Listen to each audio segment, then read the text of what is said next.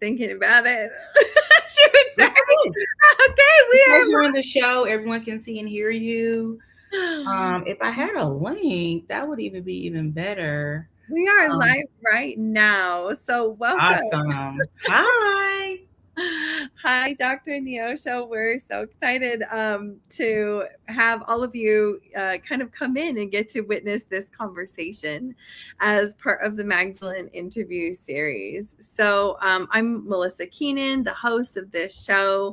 And I have with me today Dr. Neosho Ponder. And we're so excited to just get to have you on and get to hear your perspective in relationship to the Magdalene. You know, I created this interview series because I'm also leading a pilgrimage to the south of France. We're calling it the Magdalene Pleasure Pilgrimage, Remember Your Wild Roots. And it's in September, and, you know, for 8 days to go and kind of deepen into our own relationship with ourselves. It's actually a pilgrimage in devotion to self, not necessarily in devotion to Mary Magdalene. And so that means everybody's showing up with different perspectives. And so I'm excited to hear today your perspective. You want to tell us a little bit about how the Magdalene has affected your faith journey? I know that's a big part of your life. Yeah, it is actually. My first name is pronounced with an A at the end, so it's pronounced Neosha. My mother is very interesting. Yeah, so it's Neosha, not Neosho, but I'm named after a city in Southwest Missouri. Oh, cool. Yeah, my mom got my name off a road sign, and she chose to pronounce it a little differently. And I'm okay with you calling me just Neosha.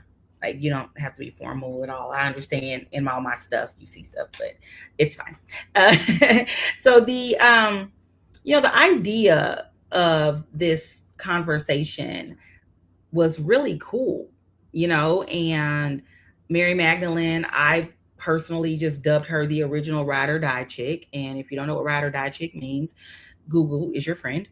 But we're gonna, jump into it a little bit more once we get into the questions. But she's my favorite figure in the Bible, and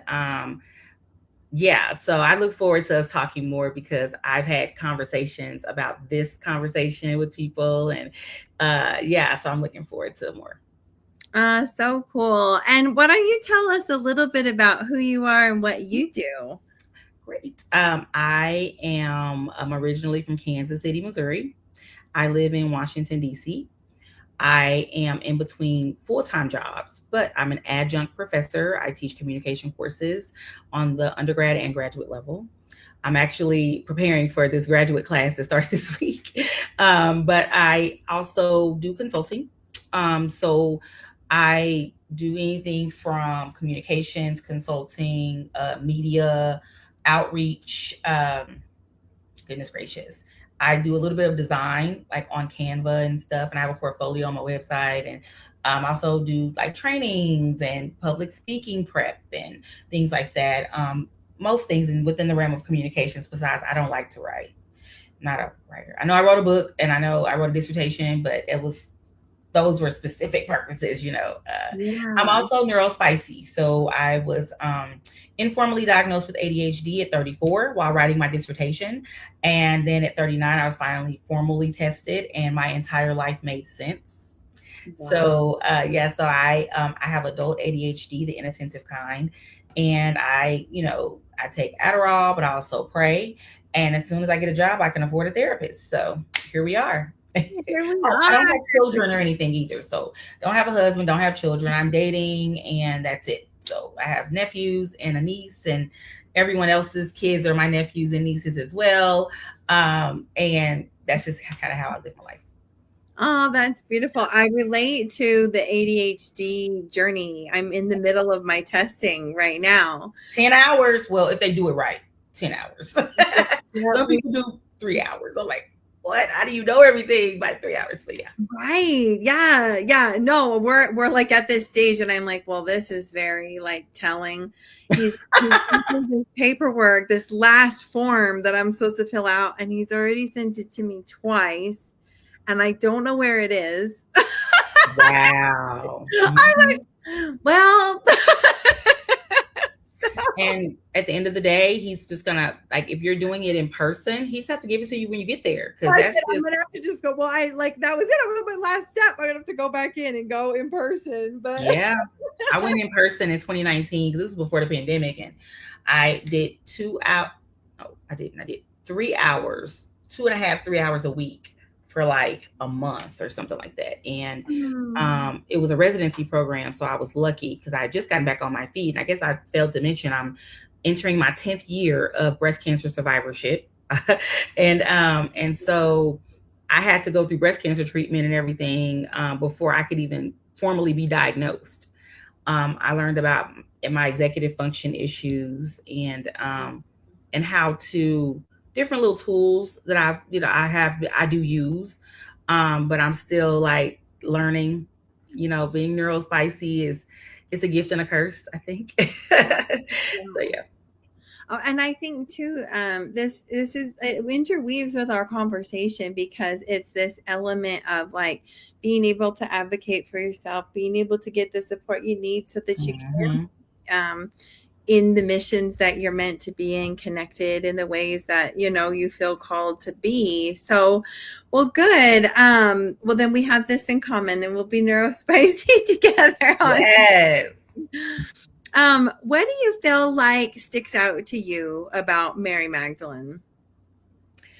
I love her loyalty, her ability to, from what I know of her story, she came back from the fringes of society, of the world, like, and there's controversy, if you will, around her story, and I even brushed up on it because I read part of my Lent journey.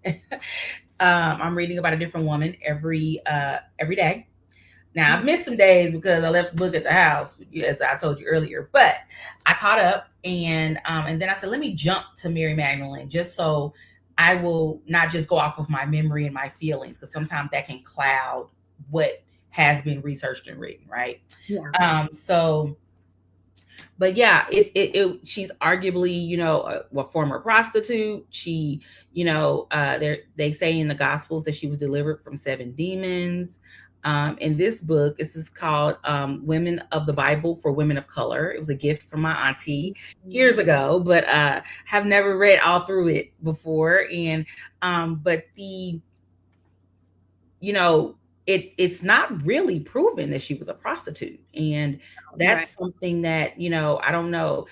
The Bible was written by man anyway, but then, and then passed down, through oral histories. And I think that that's a horrible, misconception, especially when you see that she is the first female apostle, and Jesus trusted her even with his resurrection. Like, that was a big deal.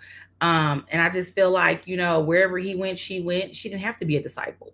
She carved her own lane, and she's mentioned more, for her works and everything. I want to say they said she's mentioned like 14 times in the Gospels, which is is huge. And her role in just, not only being a disciple after his ascension, and still going out into the world, that was huge to spread the way they all did. Let's be clear, but you don't see her book, right? As one of the Gospels, or even in the New Testament. So you don't have, like Paul has Philippians. Yeah. You don't have anything, and it's like I I just believe that that was just, to me, the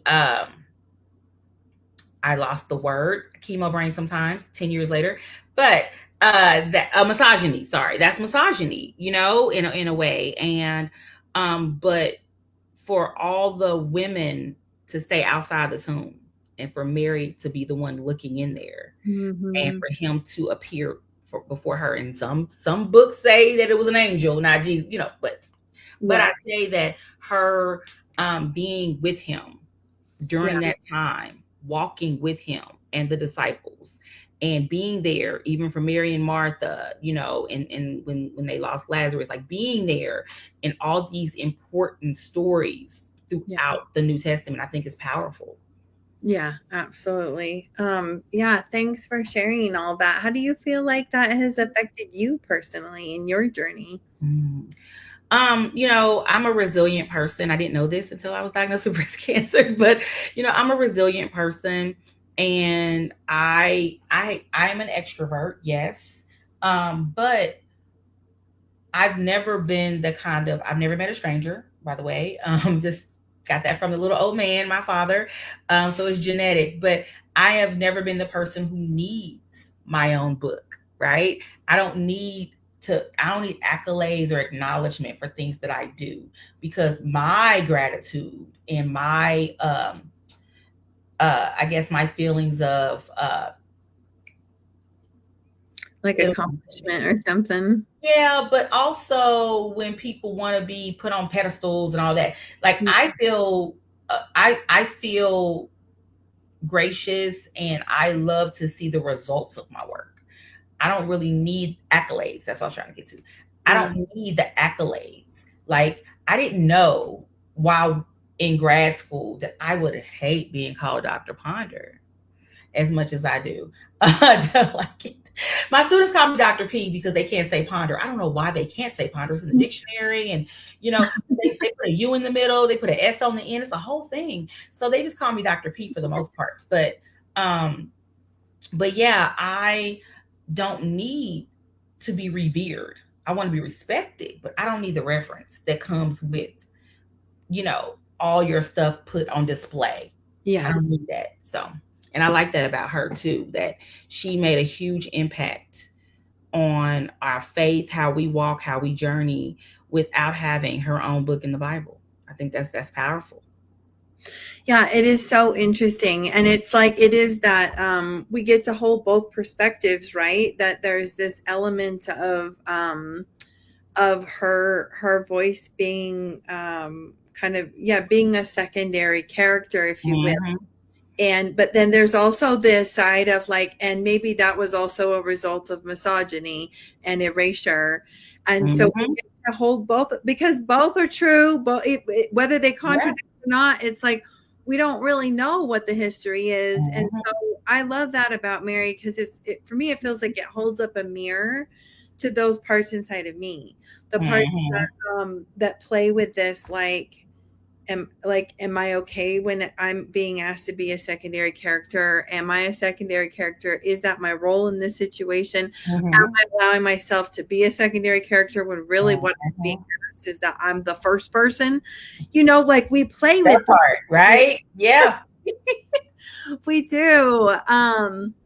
Uh and then the other side of like what forces are actually like demanding I put myself as a secondary character when it's not necessarily accurate, or really not my truth. The Mhm. systems in place that are rooted Yeah. in misogyny, and something that I also felt was important with this interview series is because we see this erasure of her power, but we Mhm.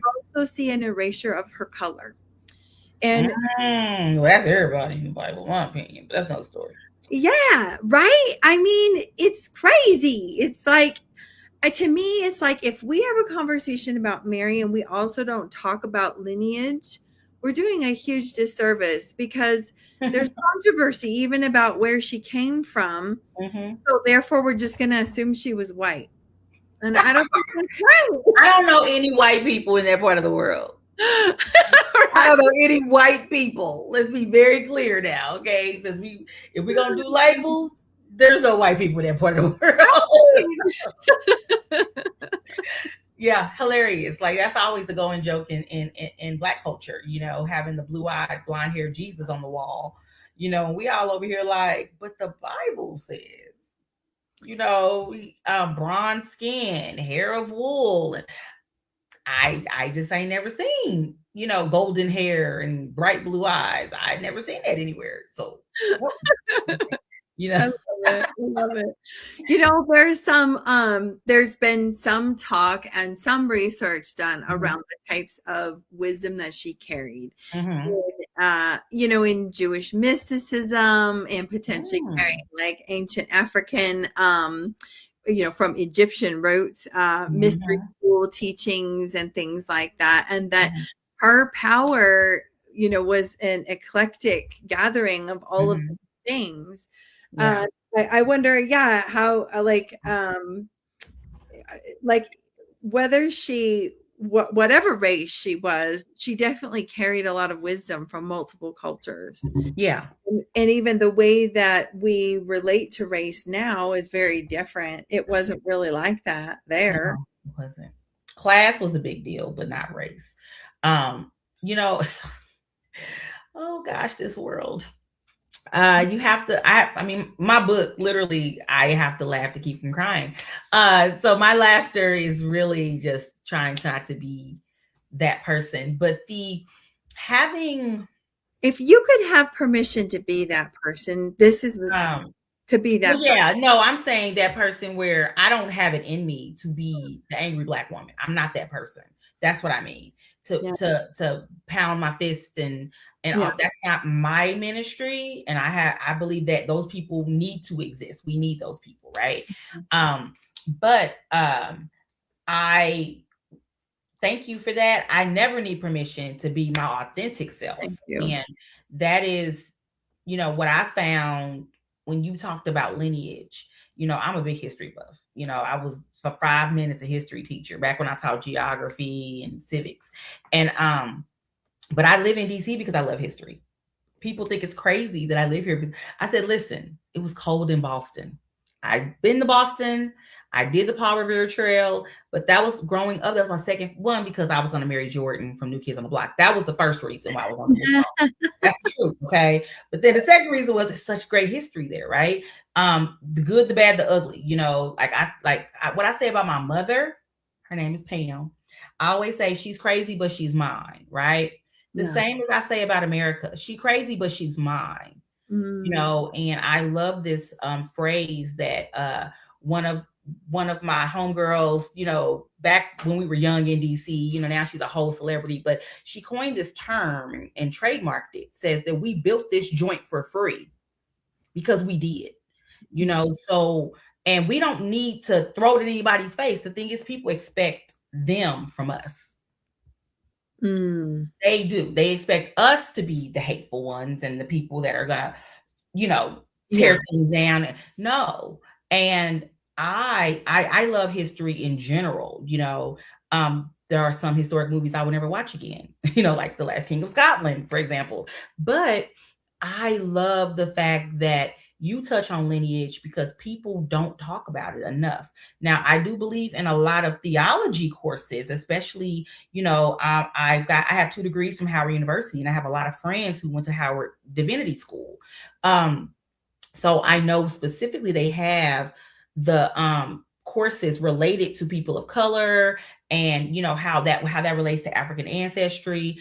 I know that, but I never hear in any circles, scholarly circles or whatever, just about in mixed circles, let me be clear, where it's different denominations of Christianity and different faiths talk about lineage and what each person, and specifically in this case, Mary Magdalene, what they brought to Jesus's crew. Because I say all the time, Peter was a thug. I got a friend that I love to death. He was we met in church, and I call him Peter to this day because he was about that life. And if you don't know what that means, Google it. Google is your friend. But I believe that Jesus rolled with the coldest gangsters in all of Jerusalem, because he made sure, one, he was protected, but he also, I believe, he made sure that, and I mean, his earthly body was protected when it Yeah. needed to be. But also, I believe that he had these specific people with him, including Mary Magdalene, because they had a specific skill set, to quote the incomparable Liam Neeson, and they also needed some sort of redemption, right? They needed some sort of they had things in them that he knew he could heal, Yeah. and Mary definitely, she had some demons in her. I mean, for all we know, married and killed her whole family and decided to roll with Jesus. We don't know. No, yeah. She could have been Lizzie Borden before we knew about that. I'm just saying that movie really traumatized me as a kid. But yeah, and I think that we should having conversations like this and having inclusive conversations like this, I Yeah. think provides understanding. I think that it also takes a swat at Christian nationalism that's on the rise in this country. Yeah. It lets people know that evangelical Christians are not Christians. I Mm. briefly dated a guy who doesn't believe in Jesus. So that we didn't date, right? But we're still in touch. And I remember I don't think I've ever evangelized to anyone. And this was like a year ago. And I just thought he has one of those cool refrigerators with the screen. And I said, you should put an Easter message on your screen. And I'm not gonna say the exact words he said, but he was like, nah, I don't do that. And I was like, do what? And he was like, what I want to put Easter on my screen for? And I'm like, because it's Easter season. I didn't understand. I didn't know he wasn't Christian. Oh. So I'm thinking, I'm like, I didn't see that on the app. Let me go back and look, because I was like, what you mean you don't believe in Jesus? Yeah. My thing is, I pray that God shows me my husband and he loves my Jesus, because you can't love me if you don't love my Jesus. Full Yeah. stop. So anyway, I say all that to say, hopefully these conversations will spark maybe more conversations, and build it out even more, because we do need to talk about the misogyny, because everybody knows that it was real. We love our Deborahs, right? We love our Queen Esthers, but look what they had to go through to be risen to that level. So yeah, I say all that to say, the lineage and knowing where you come from and what you bring to this situation, when you know he is Lord and you still holding it together and you're still out here amongst the people preaching the gospel, I think it's amazing. I love that about her. And I've recently just learned that she was considered the first woman apostle. Yeah. Apostle I to know that. apostles. Yeah. Yeah. Oh yeah. And there's so much. There's just so Mhm. much juiciness in that. I mean, there's a reason we're going to France, is because it's believed she went to France after everything that we see. Everybody spread. Yeah. Wow. Yeah. So yeah, that's the reason we're going to places that are believed to be where she visited and things. And well, thank you. Thanks for all that you shared in that. And this is what I saw too. I saw the more I've deepened into the Magdalene conversation, at first I felt timid to talk about it because I thought, I don't know enough. I'm not like a Magdalene scholar or some kind of historian. Right. Like, who am I to talk about this? Then I Mhm. started talking about it. And what I discovered was, actually, this space doesn't need more gurus, doesn't need more scholars in the conversation. It needs more people who are willing to listen and be like bridge builders. And that's where I'm at. That's where my heart is right now, because I'm like, it's interesting to me. There's this kind of revolution of people connecting to Mary Magdalene, and there's not a lot of conversation about lineage, like you said. And I don't see how we can do that. I don't see how we can. It's a disservice to so many. And the thing is Mary's story belongs to all of us. Yeah. Yeah. So, I mean, I'm curious, like, yeah, how you feel. Here's a fun kind of question that I think we'll maybe wrap up with today, Mm. is, if Mary's story does belong to the whole world, what do you Mhm. feel like it looks like to honor that story across different cultures, backgrounds, or traditions today? Um, One, we don't talk enough as people anymore. We love this texting and video chatting, but it's like, really, you just trying to look at the person, right? Um, I I feel like what it looks like is a lot that's going on now. You know how the old saying goes, nothing new under the sun. Mm, And a lot of the issues we're facing, with women being silenced in different spaces, be it politics, business, heck, and even in education at times, um, and the fact that we're still having women first. This is the day after the Oscars, right? The first female cinematographer has won an Oscar. wow. And I just feel like, how many female cinematographers are out there? Even if it's 100, Yeah. do they suck that bad that nobody wanted to nominate? You know what I mean? Like, really? And the beauty in seeing how there wasn't a lot of divisiveness, from when she spoke and she wanted women to stand up.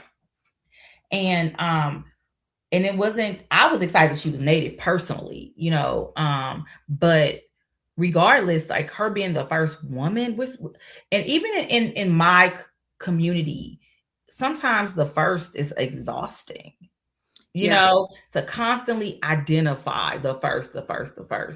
But then, because we're so far, just in the world, just don't make no sense. But however, when you learn things from the beginning of time, as we say, right? Like, knowing about Mary Magdalene being the first, I think that this is going to be empowering for young women. It's going to be enlightening for our seasoned saints, as my community says, for older people. Yeah. Because I think that, and even still in the church, in the Black church specifically, there are still a lot of unspoken rules or antiquated doctrine that is keeping women silent. Not in my particular denomination. I'm from the AME church, but we know that exists, right? Yeah. I remember growing up. I'm the granddaughter of two ministers. My both of my grandfathers, paternal and maternal, but I grew up with my maternal grandparents, and my grandfather was an elder in the Church of God in Christ. It was a Pentecostal faith. I never saw my grandmother wear pants. Wow. Wow. Never saw her wear pants. That, I mean, and it's like, women, and then later I learned that, oh, she didn't like her legs, blah blah blah. But no, she was a missionary in the church. She was an usher in the church, head usher at one point. My grandfather being assistant pastor for like 50 years almost. And again, it was just, that's just how it was. Yeah. And I mean, she used to be in the garden in her long skirts and dresses. And we lived in the middle of the hood in Kansas City, Missouri, and my grandfather was the only one that had a garden in the middle of the hood. He grew up in Oklahoma, so Oh, yeah. yeah, he grew up on a farm in Oklahoma, so we had a garden in the backyard. Yes, and so yeah, and it's funny because I even tell a story in my book about that, about my grandparents and going out to the garden picking stuff. But the misogyny, the erasure, which I love when you said that word, because it's one of those words that tastes good coming out your mouth. I have that condition where some words taste good, and but yeah, the erasure, and it's not talked about enough in a not safe space, but in a setting where everybody is comfortable. We're all on the same playing field. It's not a defensive thing. It's not, I got to defend my race, I got to defend my gender. It's really like, let's love up on each other a little bit and learn from each other, and I think that's where these conversations have the potential of going. Yeah. Oh, yes. Beautiful. Thank you.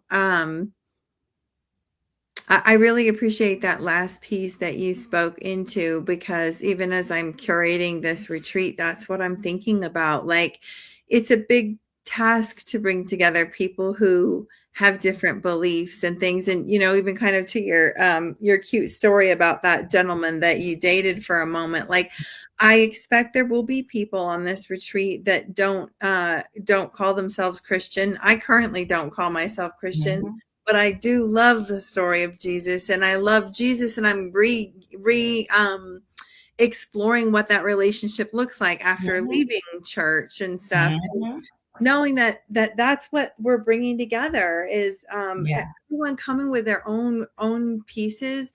And Mhm. like we don't get to do that often enough. We don't get to have safe space where you can say, my husband will have to love Jesus as much as I love Jesus in the way I do, and be celebrated by someone else who doesn't feel that way, and be, fully accepted and loved in that. Because I think at the end of the day, it's like a story like Mary's and the erasure that has existed now for several thousand years Mhm. come back around and give us this time where we don't have to be erased, where we can do this inner work piece, and as much as possible radiate our truth. And I think Mhm. what more divine thing can there be?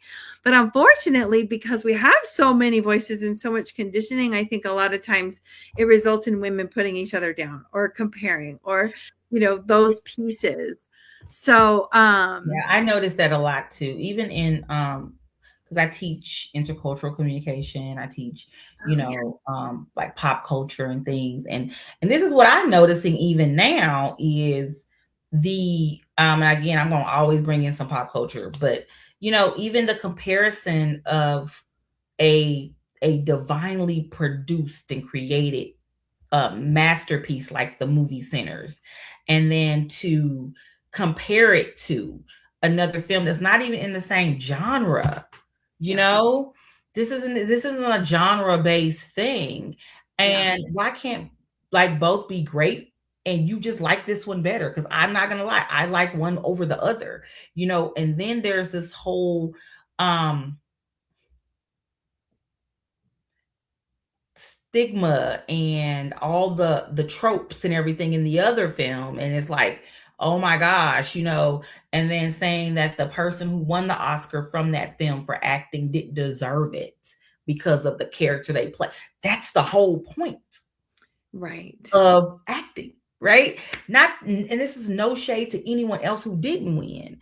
It's really just saying that person was leaps and bounds above, the competition. I mean, and it, for me, and I the front runners, I saw those films and I was like, no. So we need to stop doing that. We do, because I think that you're dismissing, and granted, I love the fact that he didn't show up at the Oscars personally, but us having conversations where we may not see eye to eye. I'm the queen of agreeing to disagree, honey.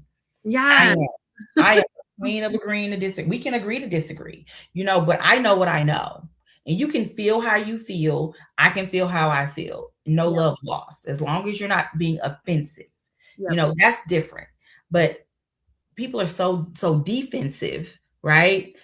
They don't even hear some of the things that's being said to them, because they're ready to pounce. Yeah. And that's what I had to tell the gentleman. Let me just start by saying Christian evangelicals are not Christians, because if you really are living a Christ-like life, and we all fall short of God's grace, don't get me wrong, but the things of these evangelicals, the separatism and the divisiveness and the racism and the homophobia and all the things, all the isms and obias and all this stuff, that's not Christ-like. So you can't say you're a Christian, whatever little words you put it before and after it. So that's why people who do believe, and I'm not a holy roller. I'm low key kind of dating a holy roller now, which is funny. He's so serious. Oh my gosh. But anyway, he loves my Jesus. He loves my But and I don't think it's a negative thing. I'm just not. I love my Jesus, but I cuss a little. I mean, I do, even though he looks at me like, mm-hmm. And I'm like, I can't say shit. Like, I should be able to say shit. So I just try not to cuss around. I try. I'm not perfect. And but sometimes too, it's the intent behind your words sometimes that can be offensive. So make sure your intentions are honest and pure and not cutting. Yeah. But these conversations, I was so geeked. I was like, that's my girl.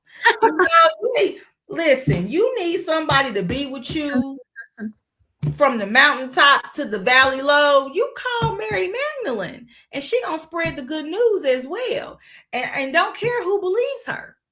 because she gonna say, go see for yourself. I love that. I do. And I mean, maybe I'm oversimplifying it a little bit, but in my neurodivergent brain, that's how I see her. She's the original ride or die chick. And I've said this in different ministry settings at church, and people love it and they laugh. And people's like, I never thought about it like that. And even just saying how, Jesus was rolling with gangsters and thugs. I mean, that's the truth. Tax collectors that, it's the reason why he was flipping tables which is my favorite story in the Bible. Him flipping tables in the temple. People say Jesus never got mad.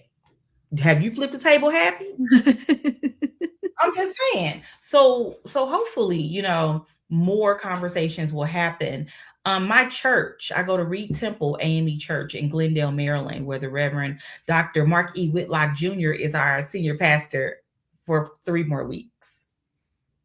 But he's retiring, so I am happy for him. But at our church, we have a discipleship ministry. And the minister that's over discipleship is the Reverend Dr. Dabaye Sababu Thomas. And she's organized or came up with, because she's neurodivergent too, bless her heart. But I've known her forever. She used to teach at Howard, whole thing. But she's an older woman, and she came up with this great idea of featuring women from the Bible and asking women from the church to represent these women in the Bible and to think about how they would answer certain questions regarding what caged them. So the series is called I Know Why the Caged Sister Sings. And it's a play on Maya Angelou's book, I Know Why the Caged Bird Sings, when she was silent after being raped, right? So this is women who have had straight, like, difficult moments in biblical history. And we are like, we get to represent them and speak as if, what would they say now? And it's every Tuesday in March. It's for Women's History Month. And I just thought it was such Reverend Dr. Thomas, she's a communications professor. So I'm not surprised at the creativity. But I'm saying this to say that there are, the Mary Magdalene Day, I think, is tomorrow. Don't quote me. I know that I'm the woman with the issue of blood. So I'm doing her next week. I know that. But that's all I know. It's been a difficult couple weeks, I told you. But but yeah. And when you think about how Mary Magdalene touches so many other women's stories during that time period of her walking with Christ. Yeah. That is powerful. So that's a whole nother conversation. So that's what I'm saying, that this can just, I just love I call it having babies. So when I was writing my book, it's a great segue actually. When I was writing my book, my chapters were having babies.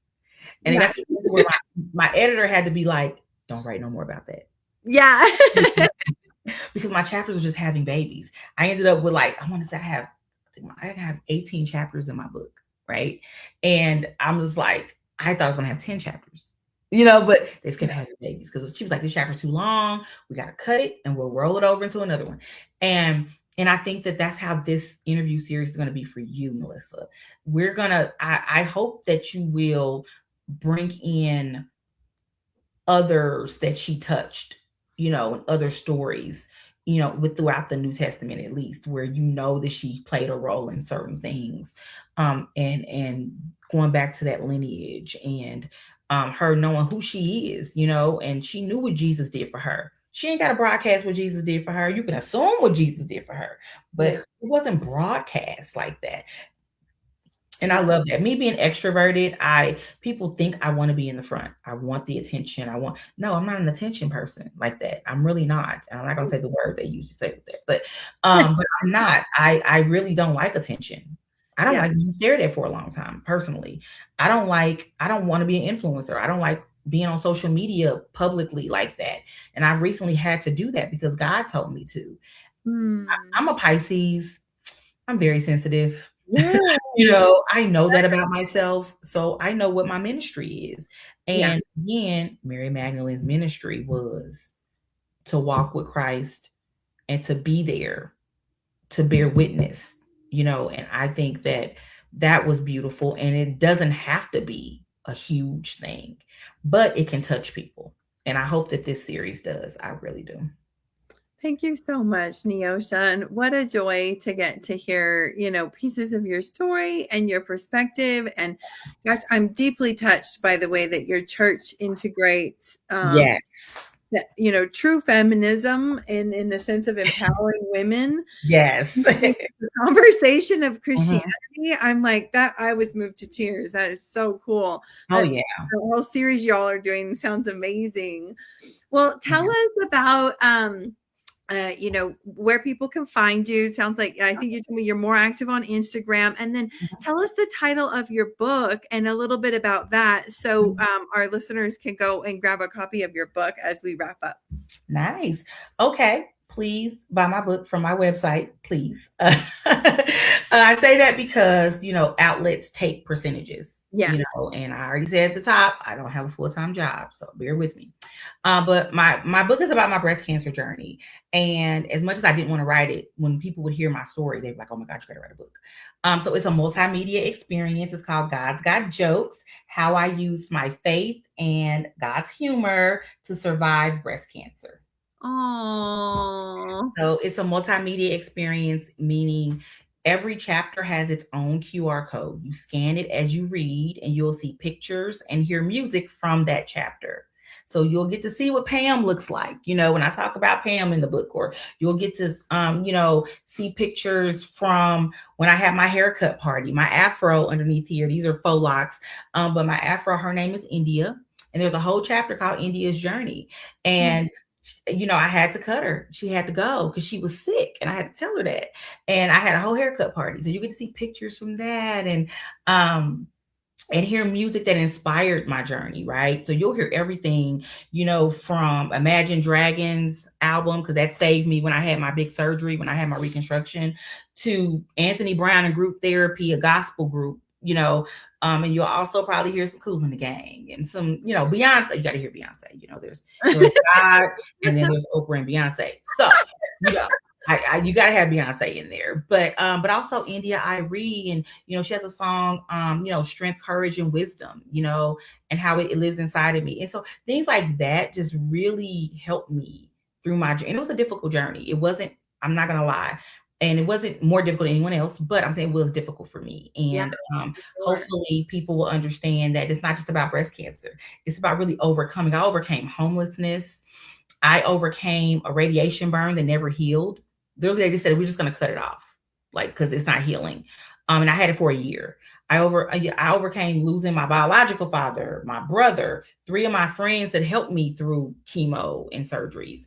Wow. I had a lot of loss, but then it was like craziness. Like, I moved 5 times in 3 years. I'm like laughing at this point. Like, I got to move again, and I can't lift nothing because I just had surgery. So now I got to call up my church ministry.